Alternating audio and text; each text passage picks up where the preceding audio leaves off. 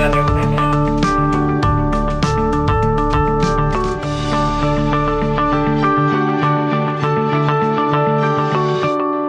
We're back on the air. This is Radio Entrepreneurs. My name is Jeffrey Davis. And again, we're always featuring the stories of business and entrepreneurship. You can find us online at radioentrepreneurs.com. You can find us on YouTube. We're streaming our stories 24/7 and also on our radio link.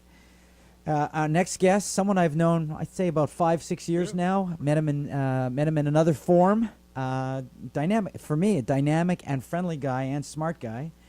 Ken Martin of SME Companies. Welcome, Ken. Thank you, Jeff. Pleasure to be here today. And when you left your last job, it was quite a search for me to find you. So why don't we tell our listeners a little bit about your background? Yeah, I've been a kind of a career banker for the last 30 plus years. Majority of my time really spent supporting small and medium-sized companies looking to grow, as well as had some significant experience in the middle market area.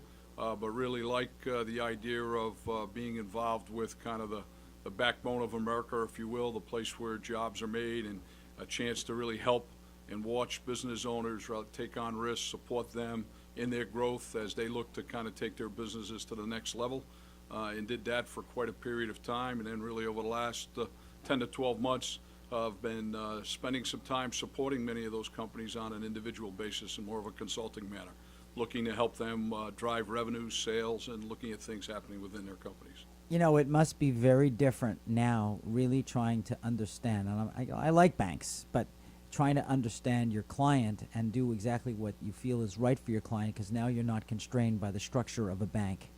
It is a different perspective. I will say that, and I think having the experience that I've had inside kind of the bank, I think is very helpful to provide that perspective when I'm speaking to business owners about either their financing needs that they're looking for or things within their company. I do think it does afford me kind of a unique view and really an ability to provide some really good guidance. I spent a lot of time over the years developing what I call kind of the inside baseball of banking, and I think understanding how banks think, how they operate, particularly relative to small business and medium-sized customers' relationships, how they're managed, gives me a great perspective to kind of assist them navigate that. And there's not always a lot of stability for small businesses at the bigger banks, because bigger banks are, by nature, they're risk adverse, correct?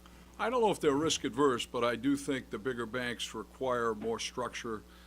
Certainly the regulatory bodies that oversee their operations force and require them to operate in some manners that aren't as nimble as I think they would like to be, and as nimble as would be helpful for the business community.